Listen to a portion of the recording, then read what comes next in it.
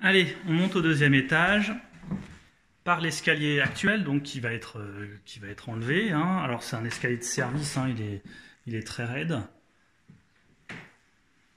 Alors le deuxième étage, c'est le bazar en ce moment, vous verrez, parce que là j'ai commencé à faire les travaux de moi-même, mais vous aurez, j'espère, une vue assez bien. Alors, voilà, comme je vous disais, c'est les travaux. Là, je me suis installé un petit atelier menuiserie. C'est pour ça que j'ai bâché entièrement pour limiter la projection de poussière et de sueur. Mais les combles sont très grands, hein, c'est vraiment chouette, il y a beaucoup d'espace. Donc là, on est dans la moitié sud. Et c'est tellement grand que même j'ai pas de recul pour vous montrer. J'ai fait quelques photos avant d'installer la bâche. Je vous montrerai peut-être les photos.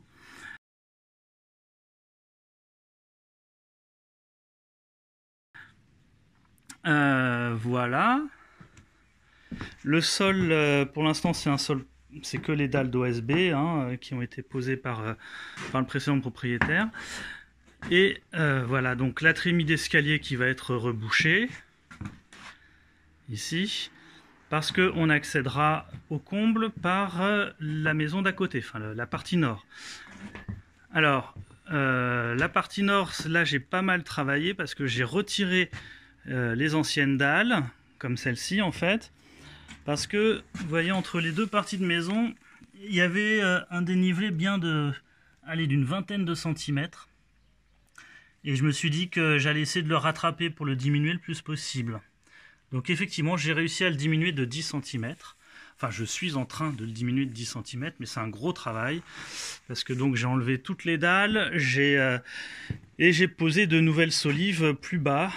Vous voyez, on les voit, on voit ici. Alors les poutres, là, sont d'origine, hein, je ne les touche pas.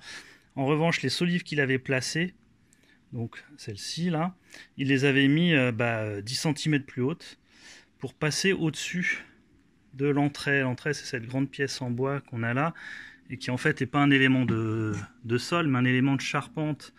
C'est ce qui assure la cohésion de la charpente, hein. Donc le précédent propriétaire avait fait passer ses dalles au-dessus de l'entrée, mais ce qui provoquait une marche assez importante de 20 cm entre les deux. Et moi, en fait, je me suis dit que c'est pas très grave si finalement l'entrée ressort un petit peu du plancher en bois que je mettrai. Ça donnera même un petit côté un peu original. Donc il y aura une petite bosse. Une petite bosse en bois très rustique de près de 200 ans qui sera au milieu du sol ici, parce que le sol va être abaissé au maximum. Alors, tenez, tant qu'on est là, j'en profite pour vous montrer la future trémie. Alors c'est assez pratique, elle va pas être compliquée à faire, puisque en enlevant les dalles de sol, je me suis rendu compte, vous voyez ici, que les poutres, donc qui sont très anciennes, hein, qui datent probablement de la construction de la maison, repose sur rien. Alors au début j'ai été un peu effrayé, mais en fait j'ai compris. Elle repose sur la cloison de l'étage de dessous. Je vais me casser la gueule dans ce trou. Elle repose sur la cloison de l'étage du dessous, et donc qui est une cloison porteuse en fait. C'est pas une cloison récente, c'est une cloison ancienne tout simplement parce qu'elle supporte les poutres des combles. Mais d'un autre côté, ça va beaucoup nous arranger, puisqu'il va suffire pour ouvrir la trémie ici d'enlever ces poutres une à une, pouf, pouf, pouf, pouf, et celles de droite continueront à rester stables puisqu'elles seront posées sur la cloison qui est en dessous. Donc ce sera assez simple. Ici vous voyez l'ancienne trémie de cette partie de la maison. Alors c'était juste, je pense, une petite échelle de meunier qui descendait. Hein, c'était pas une vraie trémie en fait.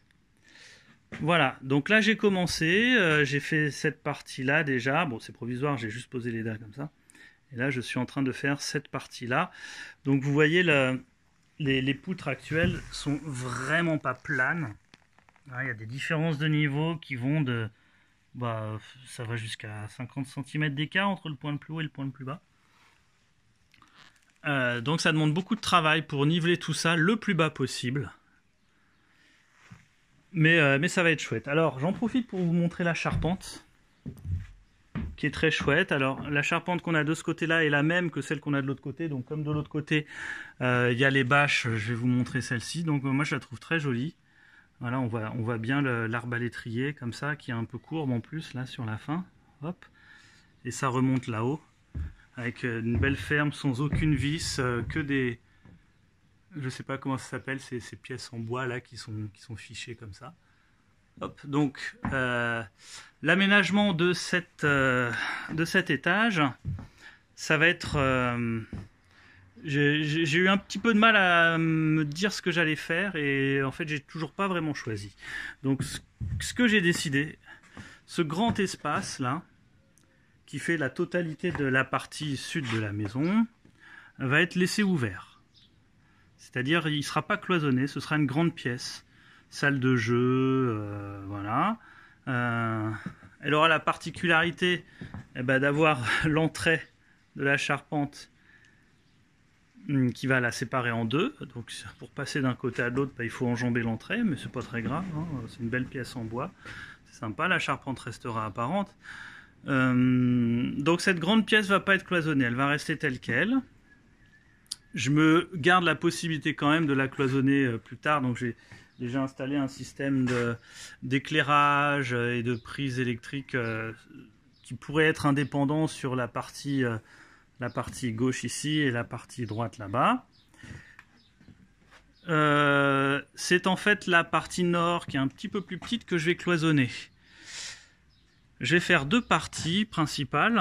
Alors déjà ici il y aura le couloir en fait. Hein, donc il faut imaginer une cloison verticale ici. Donc cette partie-là, couloir, et la partie qui reste va être divisée en deux par l'entrée en fait, qui va marquer le départ de la cloison. Donc une cloison ici, hop là, voilà.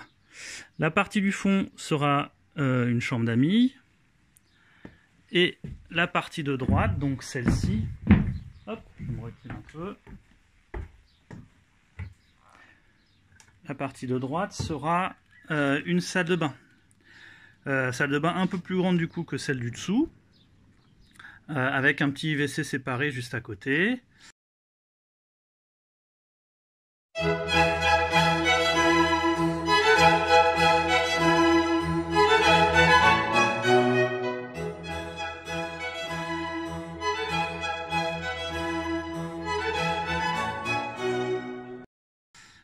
Les canalisations vont probablement descendre par le conduit de cheminée que vous voyez ici, qui va être très pratique parce qu'il nous amène directement à l'étage du dessous, pardon, où on pourra après facilement se repiquer sur les canalisations qui sont déjà présentes en dessous. Voilà. Alors, l'éclairage des combles, c'est un problème. Donc je passe sur l'isolation, bien sûr, il va y avoir une isolation complète des combles qui va prendre 25 cm à partir des chevrons ici. Donc en gros, ça arrivera à peu près ici. Faut imaginer le placo qui arrivera juste sur 2 ou 3 cm sur le haut des arbalétriers. Hein. Donc on verra plus les pannes horizontale ici. On verra plus les chevrons naturellement. En revanche, on continuera à voir les grands arbalétriers comme ça. Alors l'éclairage c'est un problème puisque ici on est côté rue et ici on est côté jardin. Or, on est à 195 mètres d'un monument historique, hein, l'église Saint-Va, du XIIe siècle. Et évidemment, le dossier va de fait passer devant l'architecte des bâtiments de France. L'architecte des bâtiments de France a un avis que consultatif, mais les mairies le suivent toujours. Hein. Et celui de l'Oise est particulièrement réputé, même à l'échelle nationale, pour être un ABF qui ne veut jamais se mouiller, et donc qui dit non à tout, sans quasiment regarder le moindre dossier. Donc moi j'ai demandé évidemment à pouvoir mettre des Velux ici, alors des petits, hein, ça sera la plus petite taille possible de Velux. Un ici, et puis un dans chaque moitié également là, donc un ici et un derrière là-bas. Il y a de grandes chances que ce soit refusé, moi je me donne allez, 90% de chances que ce soit refusé. Quant à l'autre côté, alors là c'est côté jardin, donc il n'y aura pas de souci, je pourrais mettre des Velux. Mais le problème, vous comprenez bien, c'est que cette partie-là, ce sera les pièces à vivre, pardon. Chambre ici, salle de bain ici, et là ce sera cloisonné, toc, comme ça. Donc les Velux qui sont de ce côté-là ne pourront pas éclairer cette partie-là, ici. Alors, si on me refuse le droit de poser des Velux de ce côté-là, il va falloir que je trouve un moyen d'éclairer la partie rue. Donc, ce que j'ai trouvé comme idée, c'est de garder un Velux quand même à ce niveau-là ici pour éclairer le couloir.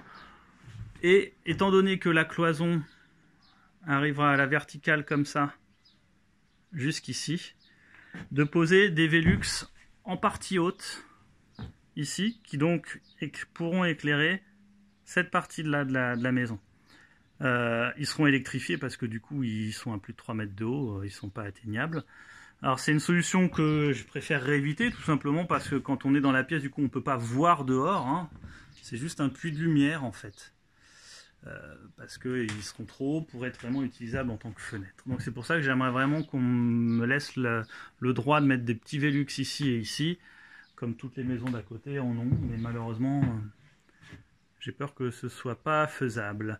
Au passage, vous remarquez qu'ici il y avait une ancienne lucarne, hop, vous voyez la toiture là, donc qui s'avançait comme ça, une fenêtre, voilà, une avancée de la toiture. Hop, il y avait un petit châssis parisien ici aussi, là, un petit Velux qui a été bouché récemment. Donc actuellement les combles sont totalement aveugles, hein. Il n'y a aucune ouverture vers l'extérieur. Voilà la visite de la maison. Salut!